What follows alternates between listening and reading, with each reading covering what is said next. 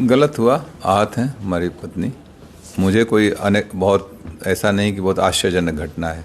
मैं पहले भी 3 बार मेरे साथ ऐसी घटना घट चुकी है। तो मेरी पत्नी के लिए पहली घटना थी, श्रीकला जी के लिए वो आहत हैं। सारा ठीक रहा, आप लोग पर फोड़ा जा रहा है कि आपने मना कर दिया, उनको कोई चारा नहीं मिला। वो नहीं, मैं भी सुन रहा था कि दबाव में ये वो ऐसा। बहुजन समाज पार्टी मुझे बहुत कायदे से जानती है, और ख़ास तौर से बहुजन समाज पार्टी की जब सरकार रही, बहन जी जब मुख्यमंत्री रहीं 2002 में, तब भी मुझे 1 साल जेल रखा गया। हम लोगों को 10-12 मुकदमे ला दे गए। तब तो हम लोगों ने कोई कम, मेरी माता जी का निधन भी हुआ था उस समय। हम लोग तो कहीं कंप्रोमाइज़ नहीं किए ना। तो बसपा, कम से कम बसपा के लोग जो बोल रहे हैं, अभी खरवार जी हमको लगता है नए नए आए, उन्हें जानकारी नहीं है, इस तरीके की भाषा बोल रहे हैं। ठीक है, अपने पार्टी को डिफेंड करना बहुत से और भी तरीके हैं, लेकिन दूसरे को डिफेम मत करिए।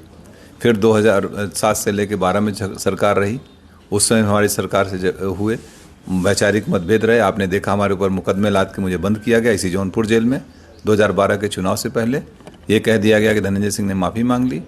हमने कहा ना कोई गलती किया ना कोई माफ़ी मांगे। हमारी भारतीय परंपरा, अगर शरीर भी टच हो जाता है हम लोग कहते हैं बेटा सॉरी, या कोई क्षमा मांग लेते हैं। लेकिन जब तक गलती नहीं होती तब तक कोई वो नहीं होता है। और लोकतंत्र के सब जुमले नहीं हैं। तब भी हम लोग उसको किए थे। और हमारे, आपको ख्याल होगा 2011 में मुझे जौनपुर आने से रोका गया, धारा 144 लगाई गई थी।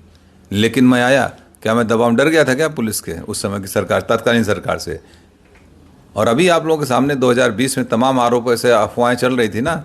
बाई इलेक्शन लड़े थे कि नहीं? हम लड़े थे। प्रदेश में कई लोग लड़ रहे थे इंडिपेंडेंट। तो इस तरीके की फर्जी बातें न बोलें। बहुजन समाज पार्टी भी देखा, अमेठी टिकट काटा, बस्ती काटा, आजमगढ़ काटा, बनारस काटा, एक दिन 2 दिन पहले। तो ये इनका हो सकता है कोई इनकी कार्यशैली हो, कोई अपना हो। तो आप अपना काम करिए, जो करना ठीक है, लेकिन लोगों को गुमराह मत करिए। 2024 के लिए क्या बचा है आपके पास?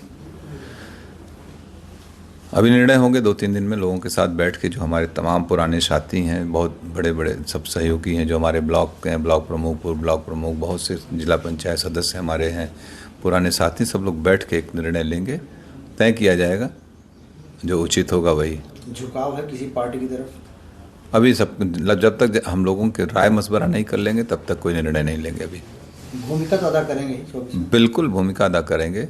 बगैर हम लोगों के सहमति, जिसको हम लोग चाहेंगे वही यहाँ से सांसद जाएगा, ये भी तय है। इसके अलावा क्या कोई बात हुई आपकी बहुजन समाजवादी पार्टी के शीर्ष नेतृत्व से? नहीं, किसी से कोई वार्ता नहीं है। हाँ, मैं भी सुना कि वो कह रहे थे कि बहन जी से मेरी वार्ता हुई। मेरी बहन जी से जब मैं एमपी था 2013, आखिरी वार्ता उनसे फ़ोन पे मेरी 2013 में है। आज तक और इस टिकट में ना मेरा कोई लेना न देना। मैं जेल में था, आप लोगों को मालूम है।